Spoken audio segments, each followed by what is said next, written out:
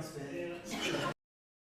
Last night. And you're like, I need to come take care of you. She's like, no, it's not. I know. No, I know what that sounds like. Jumping on your spit in a post-COVID world. Give you anxiety, real quick. Give everybody anxiety. Yeah. My kids were little. They were going somewhere. When I was actually I'd always tell them, My dad would think same thing. Yeah. Yeah, I'd say, I don't have any more.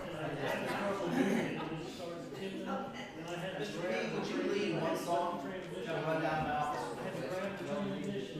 And anytime, you're good to go.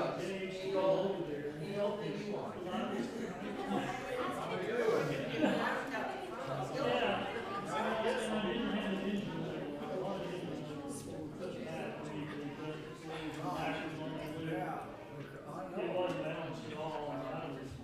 I've had several friends that have been there, and that's the first thing they told me. They said, you make sure there's people around to help you with that.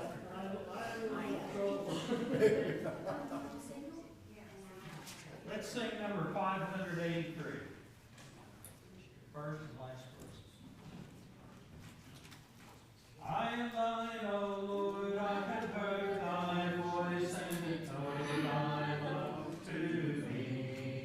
But I long to rise in the arms of faith and be closer drawn to thee. Draw me nearer, nearer, blessed Lord, to the cross where thou hast died. Draw me nearer, nearer, nearer, blessed Lord, to thy precious leading side. There are depths of love that I cannot know till I cross the narrow sea. There are heights of joy that I may not reach till I rest in peace with thee. Draw me nearer, nearer, blessed Lord, to the cross where thou hast died. Draw me nearer, nearer, nearer, blessed Lord, to thy precious leading side.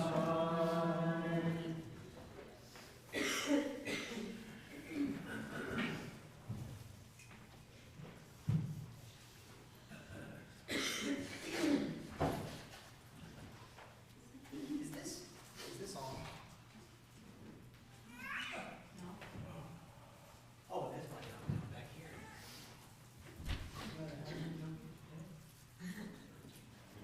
You got a helmet, Julie? No.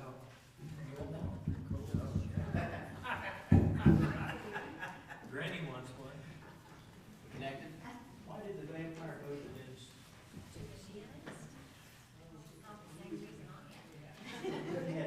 That was. I told you. That was worse than that. No, that wasn't bad. It was clean. It was. It was.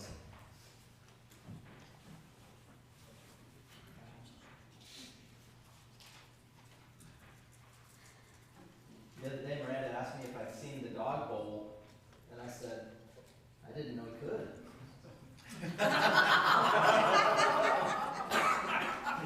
Did you get an eye roll?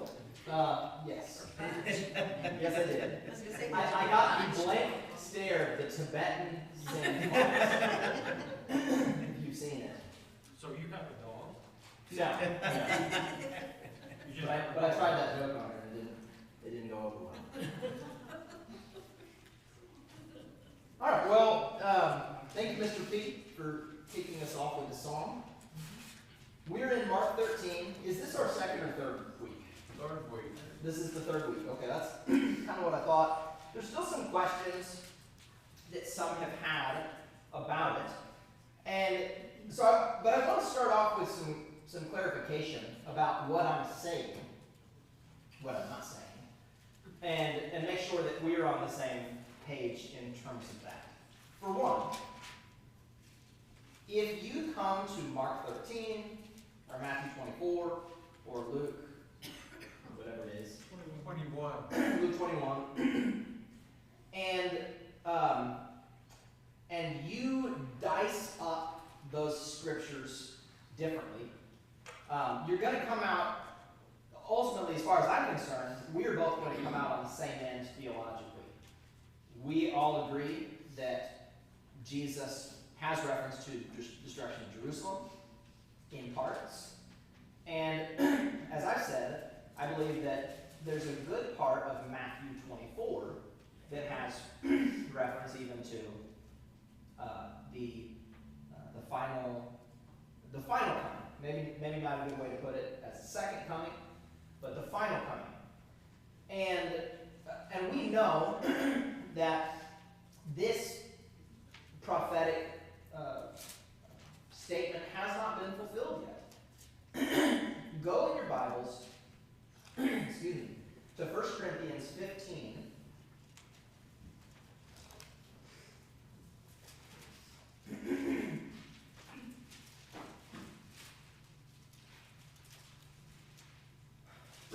Corinthians 15. And somebody read verses 20 through 26. 1 Corinthians 15, verses 20 through 26. But now Christ has been raised from the dead, the firstfruits of those who are asleep. For since by man came death, by a man also came the resurrection of the dead. For as in Adam all die, so also in Christ all will be made alive. But each in his own order, Christ the firstfruits, after that those who are Christ's at his coming. Then comes the end, when he hands over the kingdom to the God and Father, when he has abolished all rule and all authority and power. For he must reign until he has put all enemies under his feet. The last enemy that will be abolished is death. All right. How long is Jesus going to reign? 1,000 years. Okay. Figuratively, yes. How long, according to this scripture, is Jesus going to reign? Until he hands the kingdom back to him. Okay, I heard two things. Until he hands the kingdom back to the Father, and then... It says when it comes to the end. Okay. Yeah. It gives a specific event that will mark the end of his reign. What did Dina say? I couldn't hear. She said until the end. He puts all his enemies under his feet. When he puts all of his enemies under his feet. And then he clarifies what is the final decisive enemy. When he abolishes death. When death comes to an end. When he abolishes death. So you know, Paul is saying, so long as death is a reality, Jesus is still reigning and he has not returned. Right? That's what he's saying. He will reign until he puts all his enemies under his feet. The last enemy to be destroyed is death. And he says, look, we've not seen that yet. Now he connects this to Christ's resurrection, but he says Christ was just the first fruits. Then at his coming, we'll all follow suit. We'll be the harvest. We'll be the fulfillment of it. But that hasn't happened yet. Therefore, we know undoubtedly that this particular coming, which I would say is the final coming. I think that's more specific than the second coming. This will be the final coming, and in this sense, that has obviously not happened. So in Mark 13, or in Matthew chapter 10, so in Mark 13, when Jesus talks about his coming, or in Matthew 10, when Jesus says, you will not even have gotten through all of the cities in Israel before the Son of Man comes. Let me ask you a question.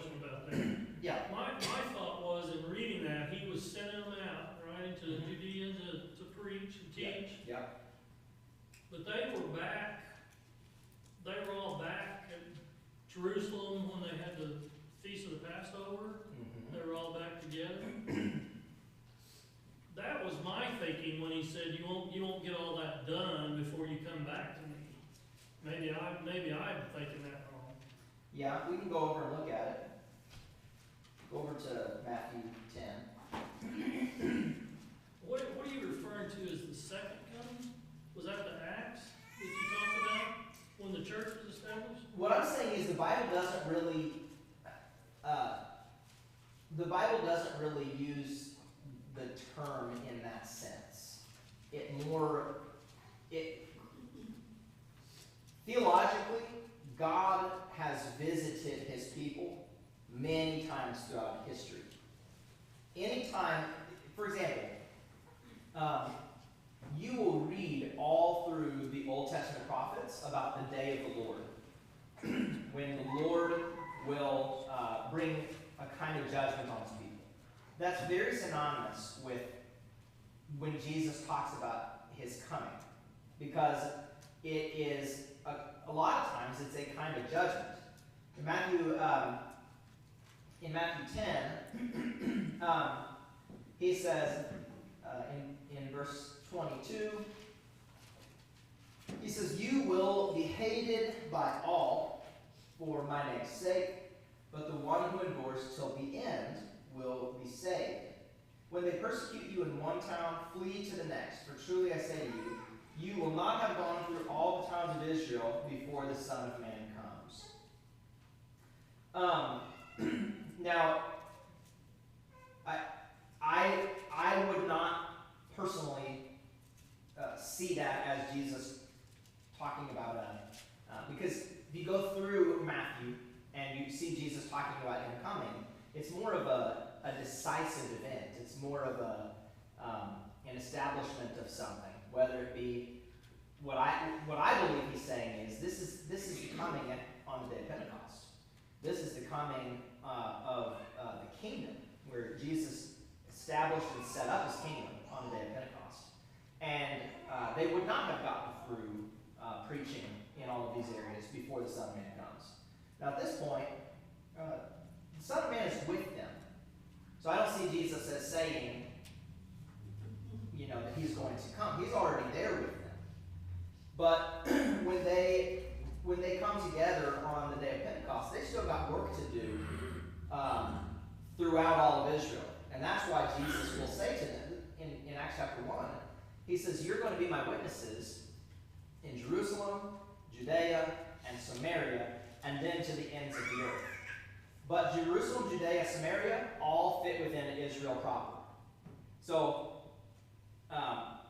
that had not happened yet. That had not been, that whole region hadn't been preached prior to Christ establishing and setting up his kingdom.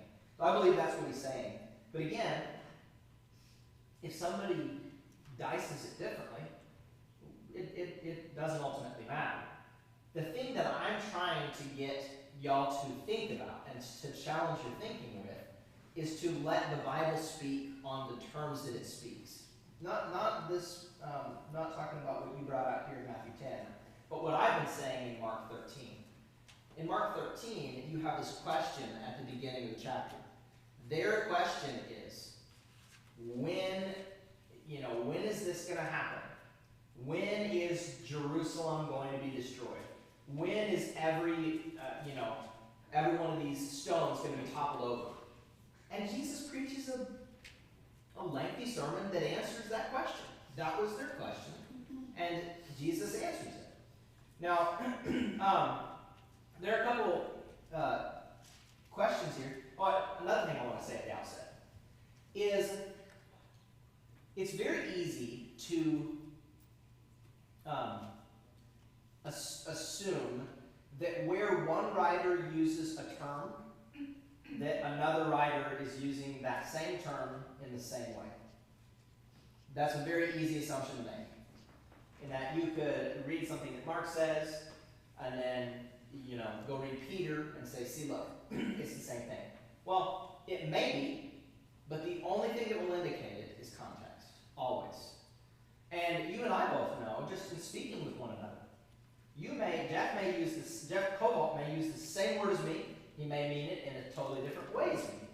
And we understand that we all have a way that we use things. Having studied the New Testament Greek language, each writer has a very particular terminology that they use. They have a certain style that they use. And you can read them and you just know, oh, person's talking here. This is Paul.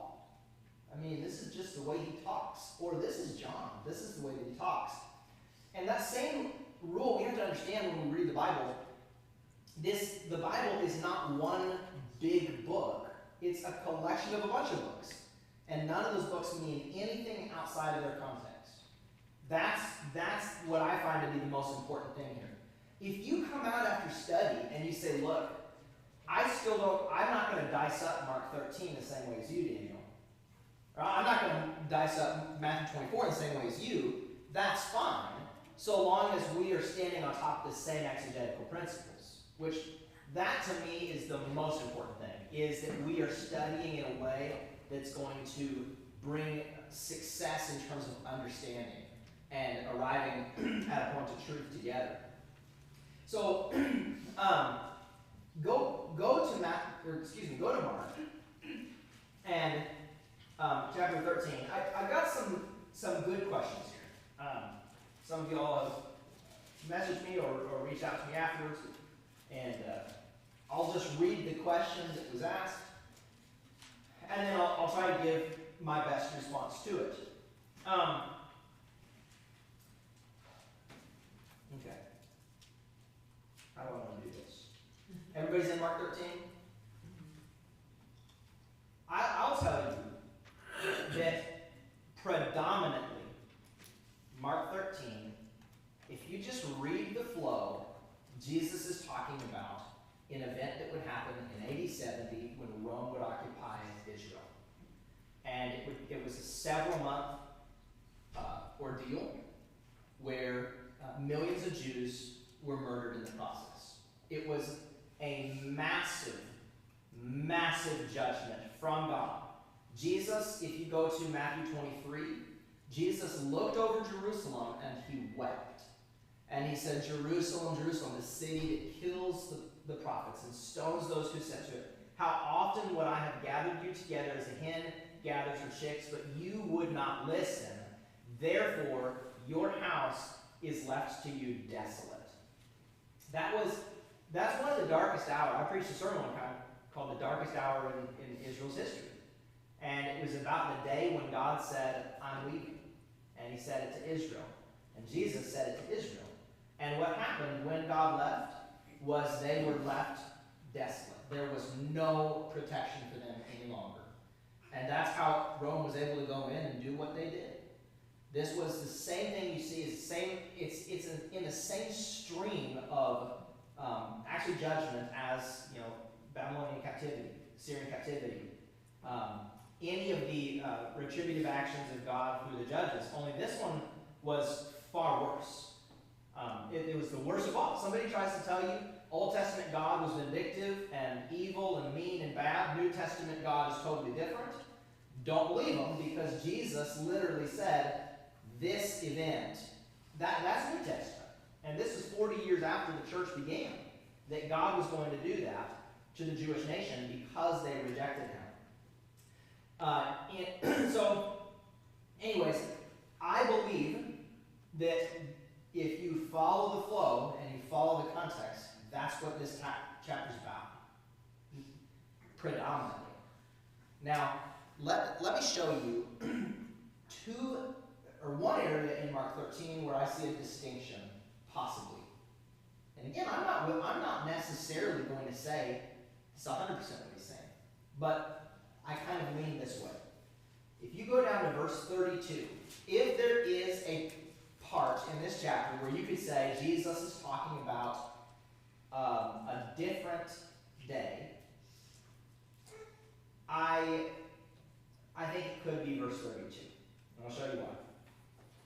In verse 32 he says, but concerning that day, or that hour, no one knows, not even the angels in heaven nor the Son, but only the Father. Be on guard, keep awake, for you don't know when the time will come. It's like a man going on a journey when he leaves home and puts his servants in charge, each with his work, and commands the doorkeeper to stay awake. Therefore, stay awake, for you don't know when the master of the house will come, in the evening, or at midnight, or when the rooster crows, or in the morning, lest he come suddenly and find you asleep.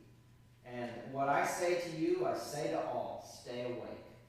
Now, let me tell you why I see a delineation here, and then I can also tell you why I may not see a delineation. But the delineation that I do see is, somebody read, well, you know what? I'll just read it. Look in verse 17. Alas for women who are pregnant and for those who are nursing infants in those days. Pray that it may not happen in winter, for in those days there will be such tribulation as has not been from the beginning of the creation that God created until now and never will be. And if the Lord had not cut short the days, you'll notice where I'm putting emphasis here, no human being would be saved. But for the sake of the election he chose, he shortened the days. Now, I said a moment ago, how long did the Roman invasion last? It was several months, right? Now, if that's destruction of Jerusalem, and there's a plurality of days, tell me what difference you see in verse 32. That day, an hour. That day. Now, Jesus uses two pronouns that are impersonal. One for those days, and then one for that day. That's one of those differences that you at least should trip over it and shouldn't just read past it. That tells me that he could be speaking here something different. Now, the reason why I would say that's tough is Mark 13, the whole flow of it kind of goes right into that without any necessarily clear delineation. But if you go over to Matthew 24, go to Matthew 24.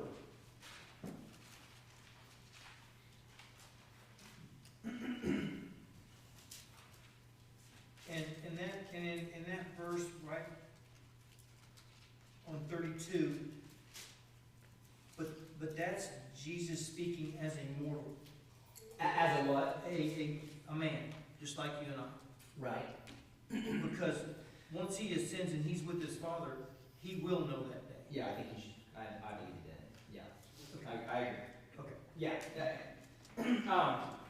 If you go to Matthew 24, verse 36, so again, don't make it a rule of thumb to translate one gospel by another, but these are clearly the same subject matter. In Matthew 24, verse 36, and I'll tell you, this is how the president at Bear Valley delineates this passage. Denny is my all-time. That man is more studied than anyone that I've ever met. And Denny believes 1 through 35 is destruction of Jerusalem, and 36 through the end of the chapter is the final coming. And I kind of agree with him, other than one little nuance that we won't get into. But verse 36, concerning that day and hour, no one knows, not even the angels of heaven, nor the Son, but the Father only. Now watch this. Mark doesn't say this, but Jesus obviously said it in the same context.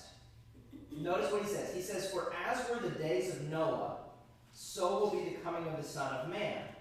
For as in those days before the flood, they were eating and drinking, marrying and giving in marriage, until the day when Noah entered the ark, and they were unaware until the flood came and swept them all away, so will be the coming of the Son of Man.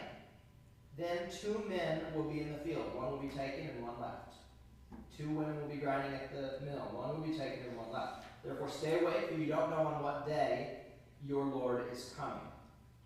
aside from the singularity of the Don't day, use the same language in Luke 21 where he talks about as the days of Noah were, so will these days be. yeah, I'm sure he does. Again, I didn't look a whole lot at Luke before this study, but probably. But notice this. In Mark, when they're wondering, how are we going to know when all this is going to happen? Didn't Jesus give them all kinds of warnings and signs and indications? And, he's saying, you see this happen, get out of town. Flee, run, don't do anything. There was some kind of indication. But for this particular day, verse 36 and following of Matthew 24, Jesus says this is going to be like the days of Noah. It just comes out of nowhere, and people are going to be working. And one person's going to be ready, and one isn't going to be ready. That sounds like a different event. So, that said, what are your thoughts before we move forward? Even prior to that, in Matthew 24, beginning in verse 30, it says, "That time the Son of Man will appear in the sky, and all the nations of the earth will mourn. We'll see the Son of Man coming on the clouds of the sky, with power and great glory. He will send his angels," so on and so on. Yeah. And then he goes into this lesson about the fig tree. Yeah. So it sounds exactly like what Luke is saying. Yeah.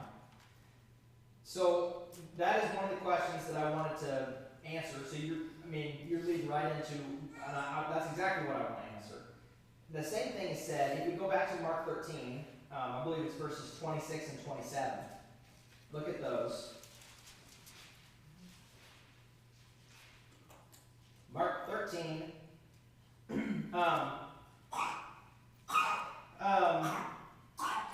in those days after that tribulation, the sun will be darkened, and the moon will not give its light, and the stars will be falling from heaven, and the powers in the heavens will be shaken. And then they will see the Son of Man coming in clouds with great power and glory. And then he will send out the angels and gather his elect from the four winds, from the ends of the earth to the ends of heaven. Now, in Matthew, I ought to just hold a place at both of these. In Matthew, verse 29, Matthew 24, verse 39, somebody read that verse. And they did not understand until the flood came and took them all away. Verse 29? Oh, like I said, 39, sorry. But immediately after the tribulation of those days, the sun will be darkened, and the moon will not give its light, and the stars will fall from the sky, and the powers of the heavens will be shaken. Okay.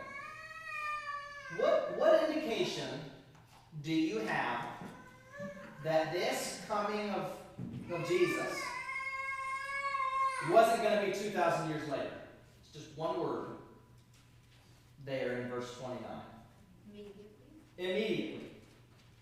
This is why I like paying attention to every single word and going very slowly, because you'll brush right past it.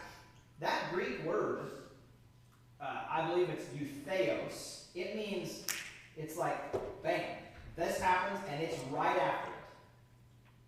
The use of the word immediately means we're not talking about a time that is way in the future. We're talking about something that's going to happen right away. I mean, immediately after the destruction of Jerusalem, this is going to happen. Now, again, last week I had us read through a number of Old Testament scriptures. Joel and Isaiah and all these Old Testament scriptures that use this very same kind of language. Signs in the sky, sun not shining, moon turning to blood, all of that. Joel uses the same language, and Peter in the book of Acts says that language is referring to this day. This coming of the Son of Man, when the Spirit will be poured out on all flesh, that was talking about the day of Pentecost. It wasn't talking about the final coming, right? So I think that's an important distinction to make. Now go over to Daniel go way back in the Old Testament to Daniel chapter 7.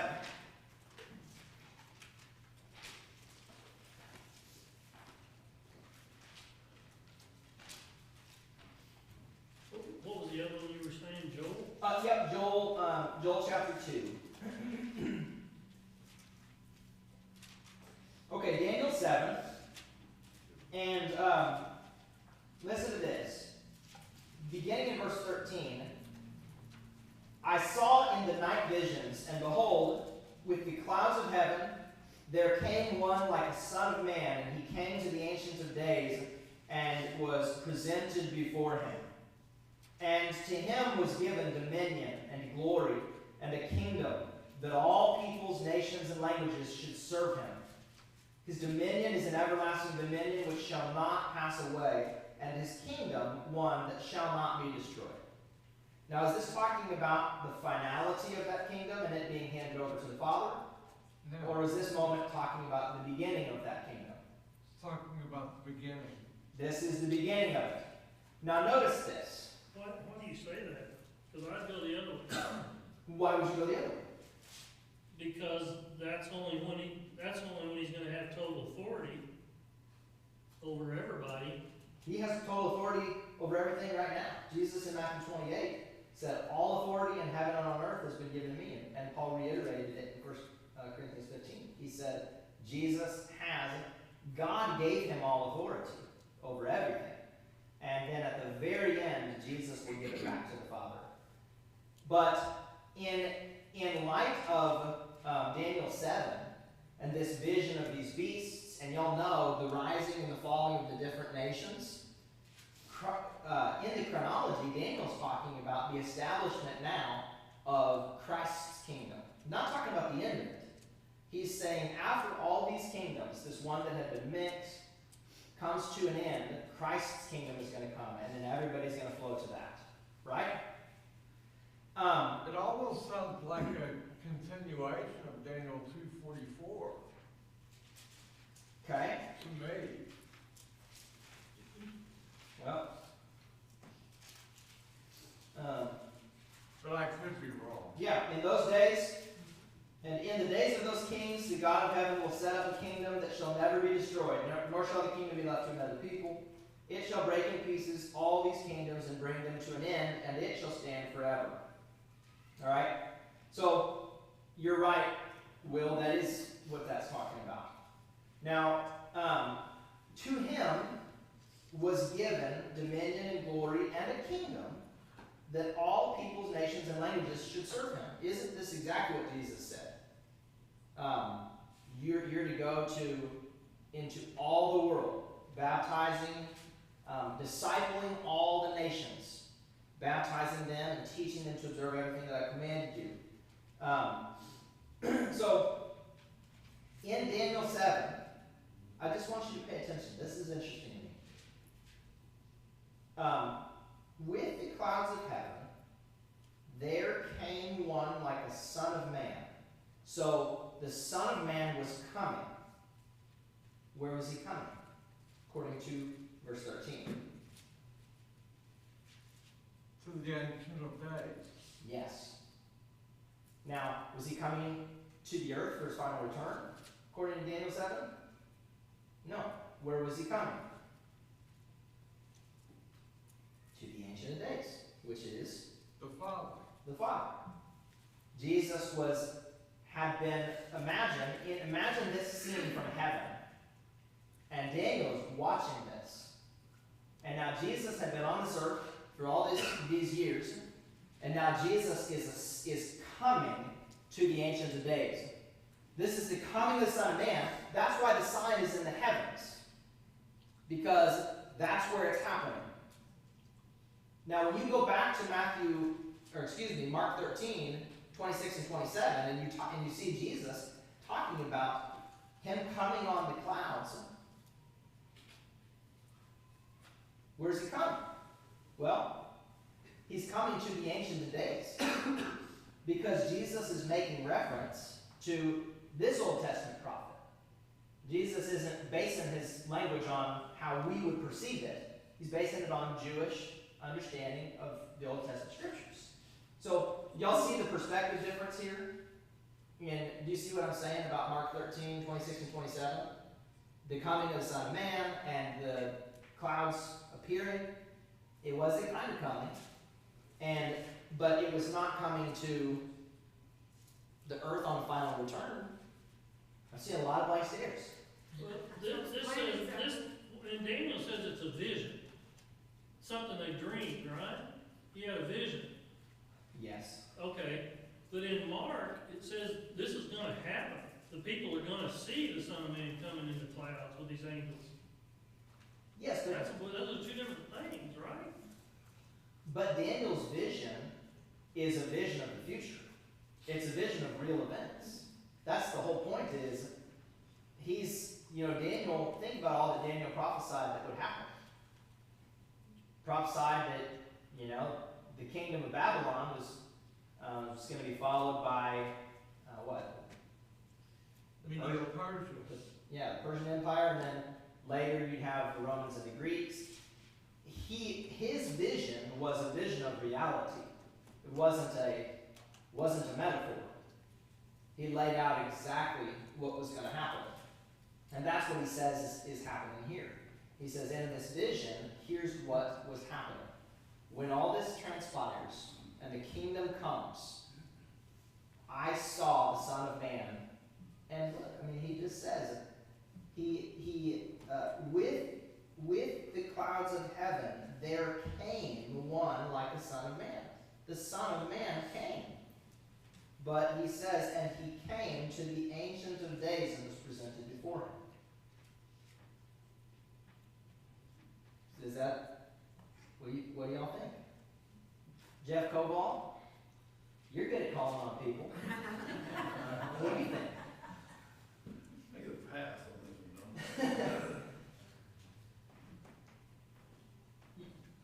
So you're saying the Ancient of Days is God, right? Yes. He was led into his presence. Yeah. He's in his presence in heaven at the time Daniel is foreseeing this. What does that mean? No, Jesus, prior to the establishment of the kingdom, where was Jesus? He was in heaven from the beginning, from the very beginning of the creation of the world. No. Daniel's looking forward to a specific future day. And where had Jesus been prior to his ascension? He was on earth. Yes, he wasn't in the presence of the Father as he had been. And his whole point is, let me tell you about when the kingdom is established, when King Jesus begins to reign. Now, we've got it all through. We've got it Acts chapter 2, we've got Ephesians chapter 1, Ephesians chapter 2, and Hebrews maybe 1, where Jesus is raised up to this very high place. And it says that he was raised beyond every power and every authority and every name that is named. And he was seated at the right hand of the throne of God. But that was because, where had he gone according to Philippians chapter 2? So though he's in the form of God, what did he do? He took on our nature, and he lowered himself. And he came down, and he took on human flesh. And he took on the appearance of a servant, and was humbled, and lived his life as a servant. And all during this time, he is not there. And Daniel's saying, when all these kingdoms, he's looking at Nebuchadnezzar, he's looking at Artaxerxes, and these guys, and he's saying, y'all think that it's all about these big kingdoms. What it's really about is the one king and his eternal kingdom. And let's look forward to what's going to happen with that. When he comes on the clouds and is presented before the throne, what did God give him? Well, it says it. He gave him dominion and glory and the kingdom that all peoples, nations, and languages should serve him. His dominion is an everlasting dominion which shall not pass away, and his kingdom one that shall not be destroyed. That's what happened when Jesus came on the clouds. And that same language Which again, this demands that we let our language of Mark be colored and contextualized by where these Jewish scriptures intended us to get them, which these Old Testament prophets, what Daniel in specific.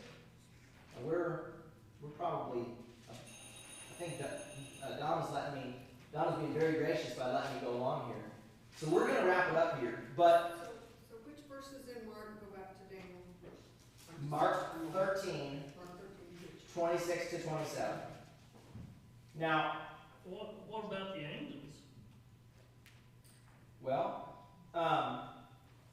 if you look at the book of Hebrews, chapter 2, it says, all of the angels, are they not all ministering servants sent out for the sake of the elect?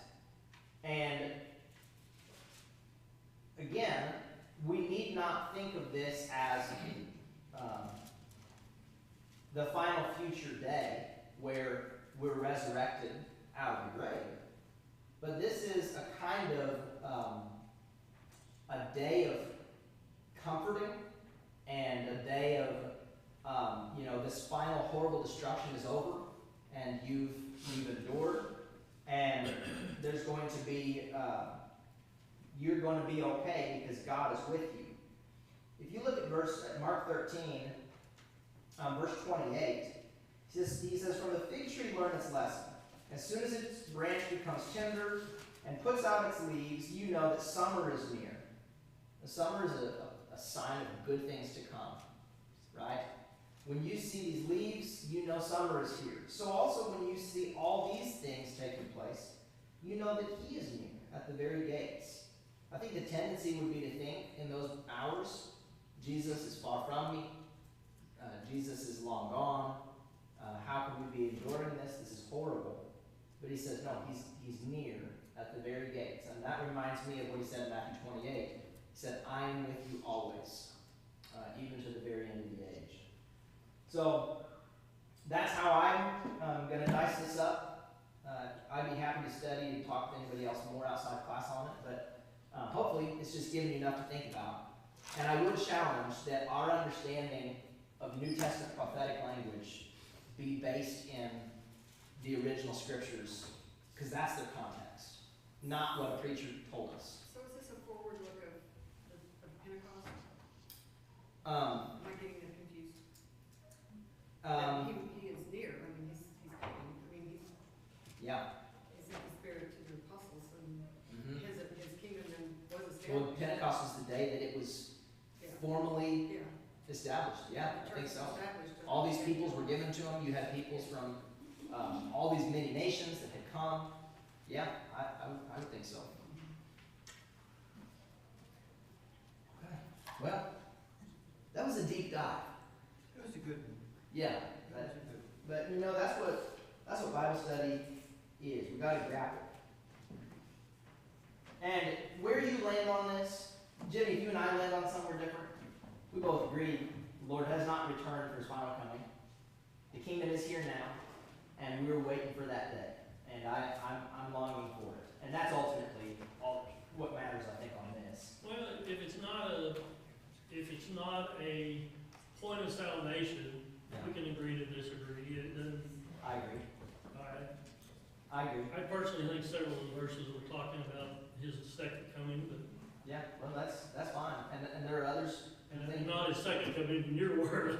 The final coming. The final coming. And there are others that think the same. And I've got no problem with that.